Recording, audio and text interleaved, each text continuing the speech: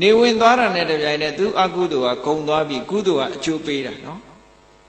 နေ့လယ်ပိုင်းမှာဆိုရင်သူအကုသိုလ်ခံရတယ်နေထွက်လာတာနဲ့သူရုပ်ကပြောင်းသွားနေဝင်သွားတာနဲ့သူရုပ်ကအကောင်းပဲပြန်ရောက်သွားပြန်အဲ့ဒီတော့အဲ့ဒီပြိတ္တာကယသိကြီးကိုမေးတယ်ရှင်သေးကြီးကျွန်ုပ်ကိုမမှတ်မိဘူးလားတဲ့အေးမမှတ်မိဘူးရှင်သေးကြီးဘယင်းဘဝတုန်းကကျွန်ုပ်ဟာရှင်သေးကြီးရဲ့ပရောဟိတ်ပုံနာကြီးပဲတဲ့ဟောအဲ့ကြတော့မှသူကသူ့ဇာလန်းကိုပြန်ဖော်ပြသူကပရောဟိတ်ပုံနာကြီးတရားရုံးမှာသူ့ကိုတရားဆုံးဖြတ်ဖို့ဘယင်းကြီးကယာရုခန့်ထားတာ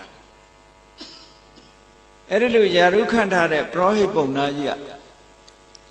ဒီပိုင်းမှာဆိုလို့ရှိရင်တရားရေးမှလာရင်ဆိုင်တဲ့ပုဂ္ဂိုလ်တွေပတ်စံပေးတဲ့လူငွေထိုးတဲ့လူသူကအနိုင်ပေးတယ်ပတ်စံပေးနိုင်တဲ့လူကိုအနိုင်ပေးတယ်တရားဆုံးဖြတ်တယ်ဘယ်တော့မှမှန်မှန်ကန်ကန်ဆုံးဖြတ်မပေးဘူးအဲ့ဒီခေတ်ကစငွေများတရားနိုင်ဆိုတာအဲ့ဒါပတ်စံပေးရင်အနိုင်ပေးလိုက်တာပဲတစိုးလက်ဆောင်စားတယ်ခေါ်တာပေါ့ပတ်စံပေးရင်အနိုင်ပေးလိုက်တယ်အဲ့ဒီလိုသူကတရားဆုံးဖြတ်ခဲ့တဲ့တရားသူကြီးဖြစ်ခဲ့တယ်တဲ့ဘုရင်ကြီးကသူနန်းတော်သားတွေအဲ့ဒီယသိကြီးကဘုရင်ကိုငကောကဘုရင်ကနေတောထွက်လာတော့ယသိဖြစ်နေတာအဲ့ဒီသူဘုရင်ဘွားတော်ကသူနန်းတော်မှာရှိတဲ့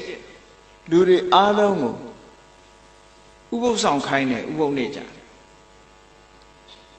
အမတ်တွေဝန်ကြီးတွေအလုံးဥပုသ်ဆောင်ခိုင်းတယ်နန်းတော်သားတွေဥပုသ်ဆောင်ခိုင်းတယ်သူကိုယ်တိုင်လည်းဥပုသ်ဆောင်အဲ့ဒီနေ့ကျတော့ဘုရင်ကြီးစီအခါစားရောက်လာတဲ့အခါကျတော့ဘုရင်ကြီးကမေးတယ်အမတ်ကြီးတို့ဒီကနေ့ဥပုသ်နေ့ဥပုသ်ဆောင်ကြရဲ့လားလို့ဆို